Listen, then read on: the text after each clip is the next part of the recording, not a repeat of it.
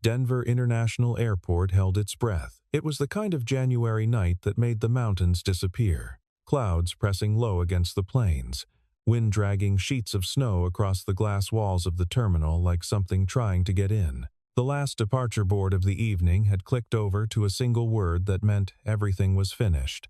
Departed. Ethan Cole stood at the gate window and watched the tail lights of the aircraft dissolve into the dark above the runway. He was still holding his boarding pass. He had printed it that morning in the break room at the garage, smoothed the fold flat with his thumbnail, tucked it into the breast pocket of the one-collared shirt he owned. Now the paper felt like a receipt for something he could not return. 34 years old. A single father. A mechanic who had spent 4 months saving every dollar that wasn't already spoken for by rent or groceries or the school supply list. His daughter Mia brought home in September. He had told himself this interview in Seattle was different, that this time the numbers might finally work out. He had been wrong before. He was good at that. He tucked the boarding pass into his back pocket and turned away from the window. The terminal behind him was emptying a slow tide of people retreating toward rideshares, baggage claim, the long drive home. The lights overhead had that late evening dimness airports use when they are winding down.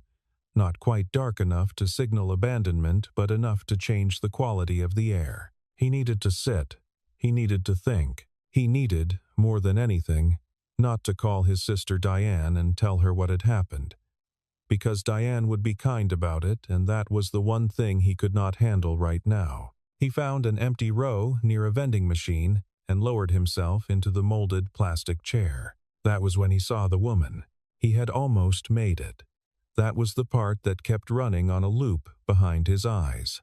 The alarm had gone off at 4:30. He had made Mia's lunch the night before: peanut butter, apple slices, the little container of goldfish crackers she required, and set it in the fridge beside a note that said, "I'll be back Thursday. Call Aunt Diane if you need anything.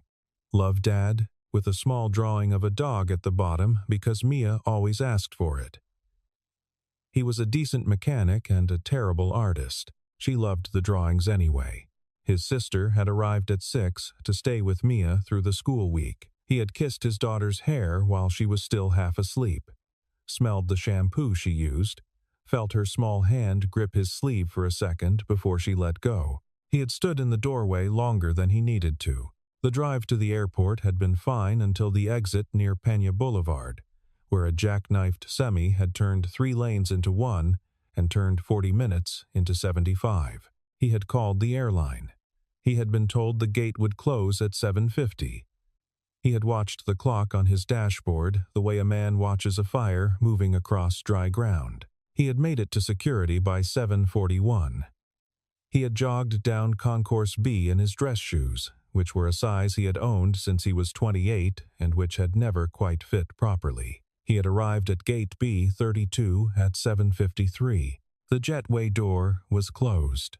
The gate agent, a tired woman with kind eyes, had shaken her head before he had even finished his sentence. Policy was policy. They could rebook him on tomorrow morning's first departure. He could try for a hotel. He had stood there for a full 15 seconds, not saying anything. He was good at not saying things when the things he wanted to say would not help anyone. "That's fine," he had told her. "Thank you." He meant it. It was not her fault. It was not really anyone's fault, which was somehow the worst version of the situation. He had bought a black coffee from a cart that was already packing up and carried it to the row of seats near the vending machine. Outside, the snow had thickened from scattered flurries into something with more intention. A weather crawl on the suspended television showed a winter storm advisory through morning. Hotels near the airport would fill by 9 o'clock. He would call around in a minute. First, he needed to sit quietly and let the disappointment settle somewhere he could carry it. He looked at the vending machine. He looked at the window. He looked at the woman near the far end of the row who was pressing her thumb against a dark phone screen as though she could will it back to life. She was wearing a charcoal wool coat that reached her knees, the kind of coat that had been expensive once and still looked it. Dark hair, pulled back at the start of the evening and now loosened at the temples. She might have been 30 or a little older. It was hard to tell when someone looked the way she looked, composed in the way that meant she had been taught to look composed, regardless of what was happening underneath. What was happening underneath, Ethan thought, was something complicated. He was not particularly good at reading people, or so his sister told him. He was good at reading machines, the hesitation in an engine turning over, the particular vibration that meant one problem and not another. But he watched the woman and noticed things. The way she set the dead phone face down on the seat beside her and pressed both hands flat against her thighs, very still. The way she looked toward the exit doors and then away, then toward them again, the same sequence twice, like a calculation she kept running and could not solve. The single rolling carry-on beside her, no checked luggage tags visible. She was not waiting for a flight. All the flights were gone. She was not waiting for anyone to pick her up. If someone were coming, she would have looked toward the doors with a different quality of attention, anticipation, not assessment. She was working out what to do next, and from the look of it, none of the options were good. Ethan drank his coffee. He told himself it was not his business. He had his own problems tonight, a whole geography of them. And he was not the kind of man who inserted himself into strangers' situations without invitation. He had lived in Colorado long enough to understand that people valued being left alone, especially in distress.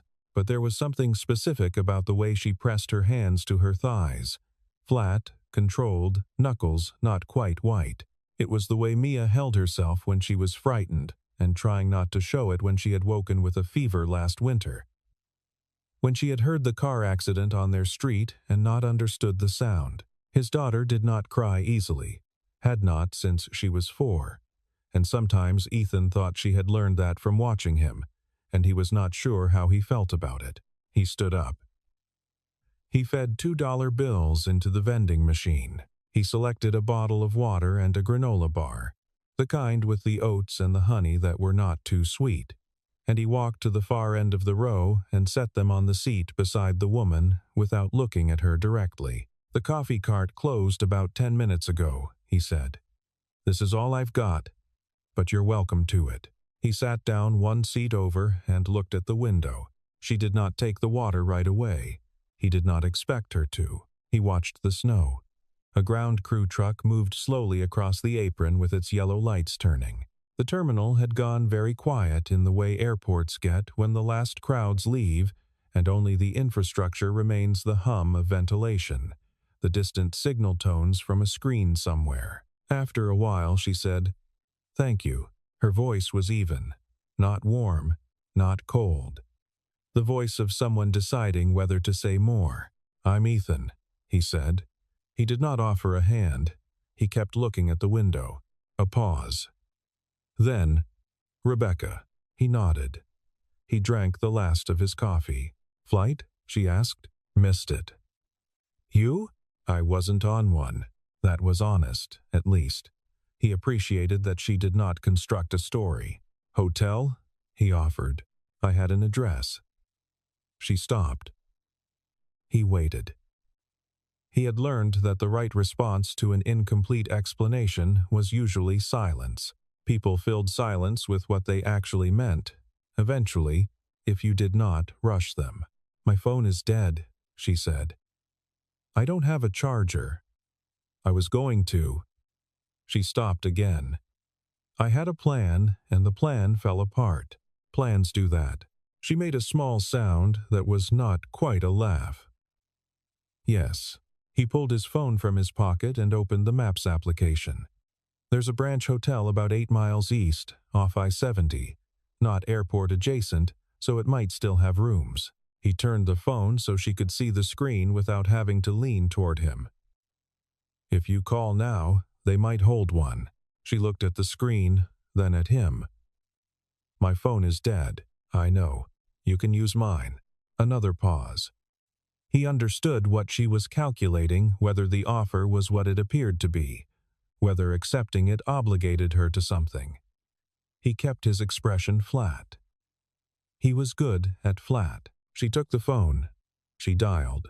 He listened to her speak to someone on the other end. Polite, precise, asking about availability and rates, a composure that sounded practiced, like someone accustomed to making arrangements under inconvenient conditions. She lowered the phone. "They're full." He took the phone back, tried the next two options. She made both calls. Both full. Outside, the snow was no longer falling in separate flakes. It was falling in curtains. The airport's main security area had closed. A custodian moved through the concourse with a floor buffer, the machine's hum filling the empty space. A TSA supervisor walked the corridor once, checked a door, did not stop. The terminal would not officially close, airports did not fully, but the usable areas were narrowing. Ethan had been in enough uncomfortable situations to know how these nights played out. By midnight, the remaining passengers would be consolidated near the main security checkpoint. The seats there were worse. The lights stayed on fully, all night, the kind of fluorescent brightness that made sleep impossible and made hours feel longer than they were. He thought about his options. His sister would let him sleep on her couch if he drove the 45 minutes to Arvada, but he would need to leave by 5 to get back to the garage for his 7 o'clock opener. The break room couch at the shop was available, and he had used it before. 15 minutes from here by freeway. He thought about the woman next to him. She was not telling him everything. He knew that. The address she could not go to, the plan that fell apart, edges of something larger she was keeping behind a careful expression. He did not think she was dangerous. He had worked with enough difficult people to sense the difference between someone running toward trouble and someone putting distance between themselves and it.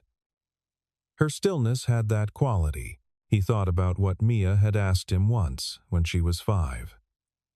Watching him help their neighbor, Mrs. Holt, carry groceries up the icy front steps, while Mrs. Holt argued she could manage herself. Why do you help people when they say they don't need it?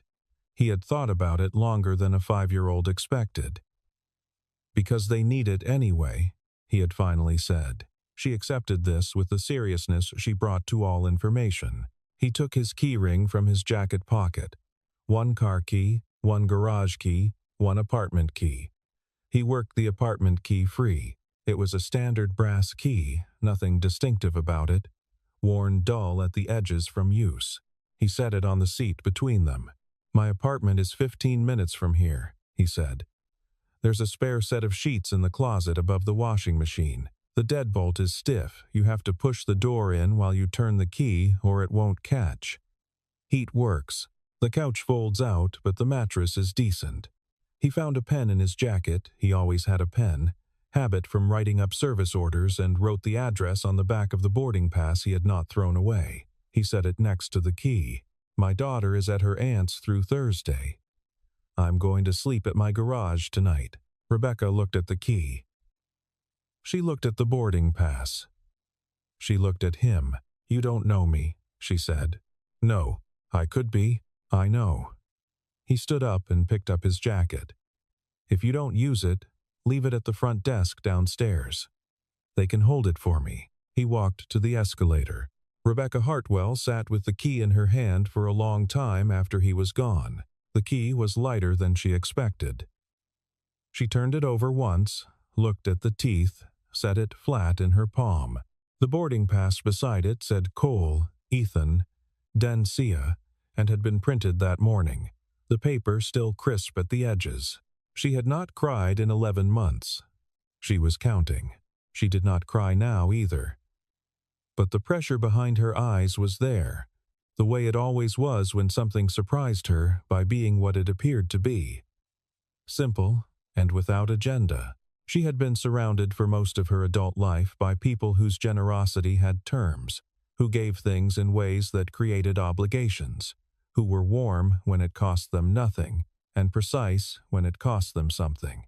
She had learned to price the generosity of strangers before accepting it. She could not price this. He had not asked her name twice.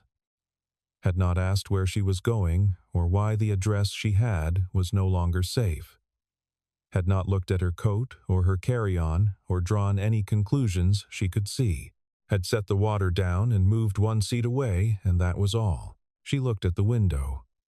The snow was a solid white condition now, not falling so much as existing everywhere at once. A cab would cost her $40 she could afford but would need to account for. The cab would take 15 minutes to arrive in this weather, maybe more.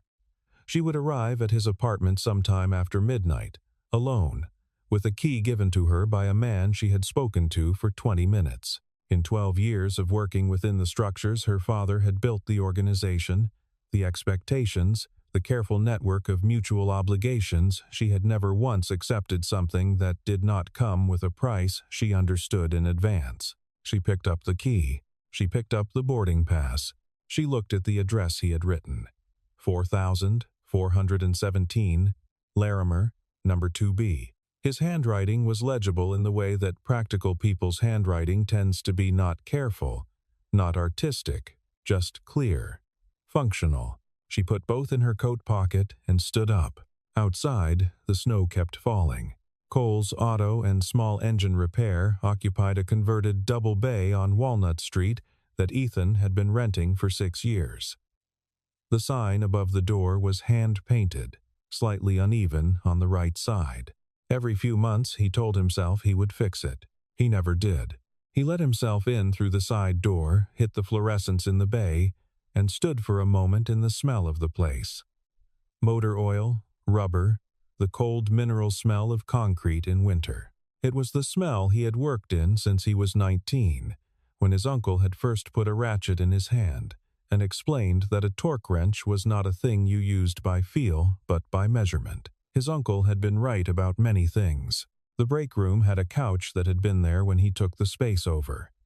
Orange, which he suspected meant the 70s, the cushions compressed into something technically soft but communicating no comfort. He had slept on it a dozen times over 6 years, burst pipes, ice storms. The night after his wife's funeral, when he could not make himself drive home to the apartment that still had her things in it, he pulled an emergency blanket from the supply cabinet and lay down with his jacket folded under his head. He thought about the interview in Seattle.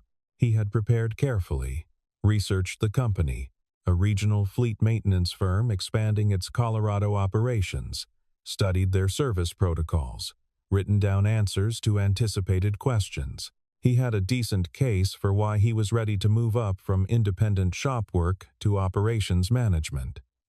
He had the experience. He had references. He had thought it was possible. It was still possible. Tomorrow's flight was available. He would call in the morning and rebook. He thought about the woman. Rebecca. The way she had looked at the key as if she were trying to identify what category of thing it was, as if kindness were a specimen she needed to classify before she could handle it safely. He hoped she had used it. He was asleep before he finished the thought. His phone woke him at 6:12. Outside the garage's small window, the sky was the flat gray of snow clouds, and the street below was white and untracked. He lay still for a moment, listening. Then he got up, made coffee on the 2-burner that lived on the break room shelf, and went out into the bay to look at the Ford sedan he was halfway through a brake job on. He worked until 8. Then his phone rang. The number had a 303 area code, but was not one he recognized. Ethan Cole? The voice on the other end was male, professional, the kind of careful neutral that trained executive assistants cultivate. Speaking. My name is James Whitfield. I'm calling on behalf of Miss Rebecca Hartwell. She'd like to express her gratitude for your assistance last evening, and she's asked whether you'd be willing to come to an address in the downtown area at your convenience today. Ethan set down the brake caliper he was holding. He considered the name, Hartwell. He considered the phrase on behalf of. She's all right, he said. She's quite well, yes. He exhaled. He had not entirely known he was holding that concern until it released. She doesn't owe me anything, he said. I don't need. She's aware of that. A pause. She'd simply like to speak with you. If you're willing. He looked at the Ford's open brake assembly. He had 3 jobs today and a parts order to confirm and a rebook to arrange with the airline. He was booked through Wednesday at minimum. What address? He said. He wrote it down on his service order pad. 1700 Lincoln Street, 22nd floor. He knew the building. It was visible from the highway, one of the glass towers that had gone up during the downtown development push a decade ago, the kind of building that had a name rather than a number, and a lobby with a particular quality of light that made you aware of your shoes. He showered in the garage's utility bathroom, changed into the collared shirt he had been planning to wear for the interview, and drove downtown through streets that were quiet and still faintly white.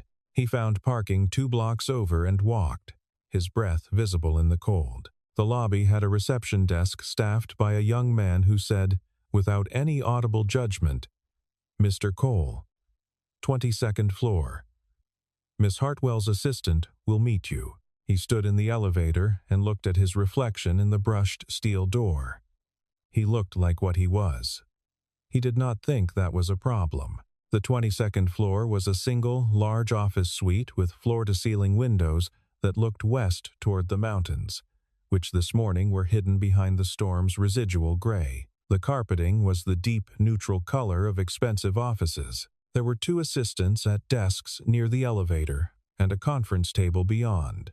And at the far end of the room, standing with her back to him and looking out the window, Rebecca. She turned when she heard him.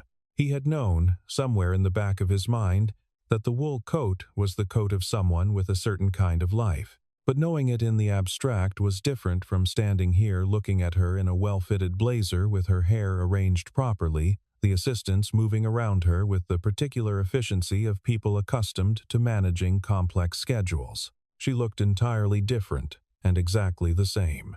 "Thank you for coming," she said. She crossed the room and shook his hand.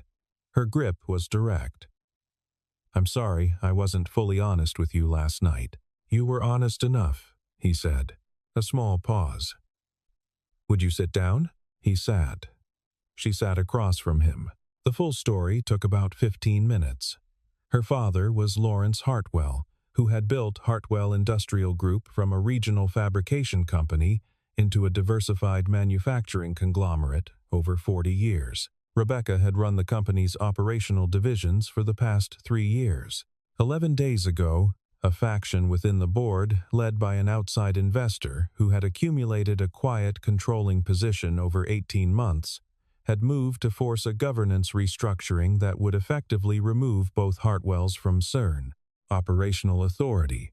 The address she had in Denver belonged to a board ally she had been planning to meet. She had received word, 20 minutes before landing, that the meeting was no longer safe, that the investor's people knew she was coming. She had gotten off the plane with no plan, a dead phone, and no one in the airport she trusted. "I had my security team's number memorized," she said, "but I couldn't call without my phone.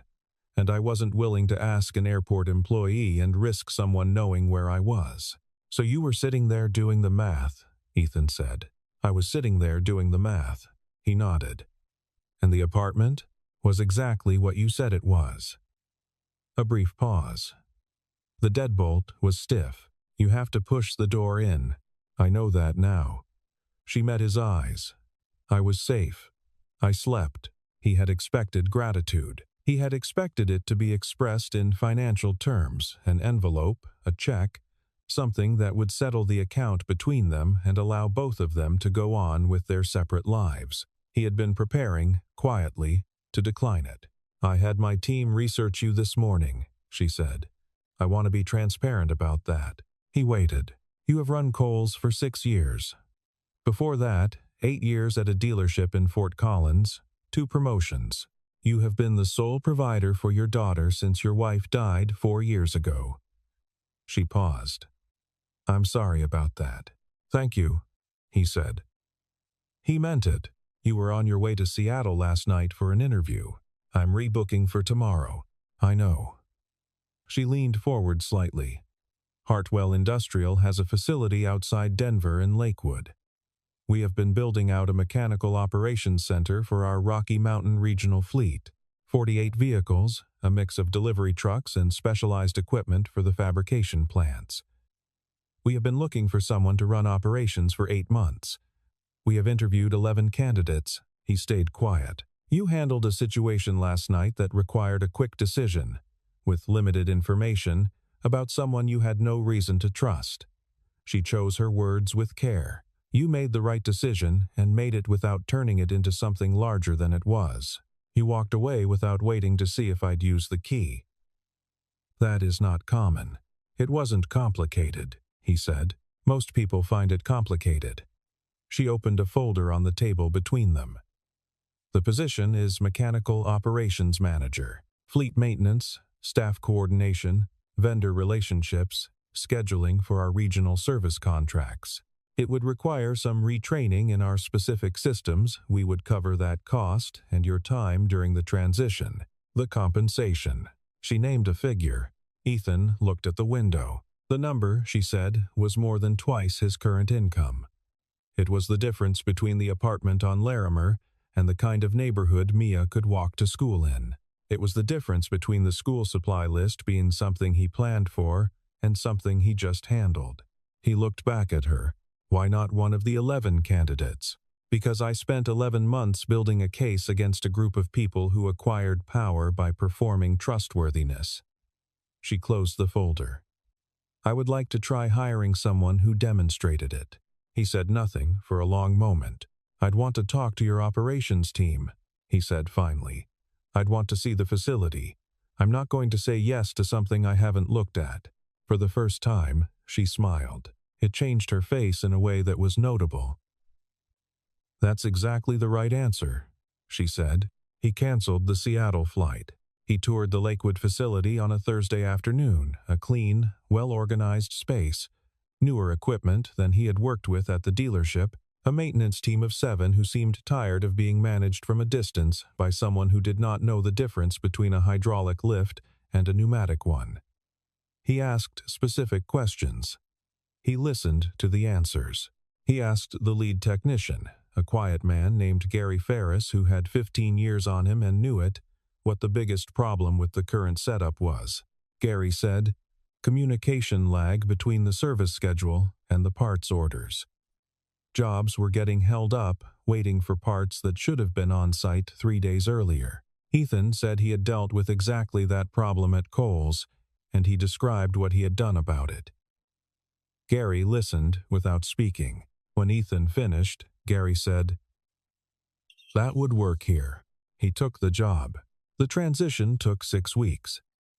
He found a buyer for Kohl's, a younger mechanic named Perry, who had been renting the adjacent bay for 2 years and had been quietly wanting more space. The price was fair, not generous.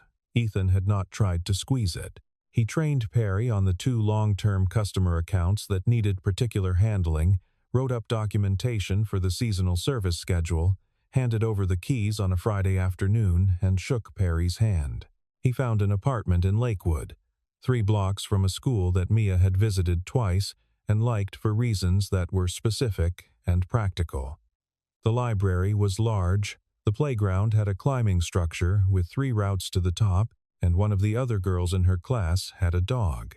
Mia adapted with the completeness that 6-year-olds bring to change when it is explained to them honestly. She had questions mainly about whether Gary from the new place was nice, and whether the apartment had a dishwasher, and whether her father would still be able to come to school things, and Ethan answered each one directly. Gary was professional. The apartment had a dishwasher. School things were non-negotiable. He saw Rebecca twice in his first month at the company, once in a meeting where she presented the board, restructuring to the full operations staff, once in the parking lot when they had arrived within minutes of each other on a morning with fresh snow on the ground. Both times they spoke briefly. He had given her a key. She had used it and returned it, along with a handwritten note left on his kitchen table that said simply, "Thank you." I slept. She had not drawn a dog at the bottom. The governance situation resolved over the following months through legal channels and a contested shareholder meeting.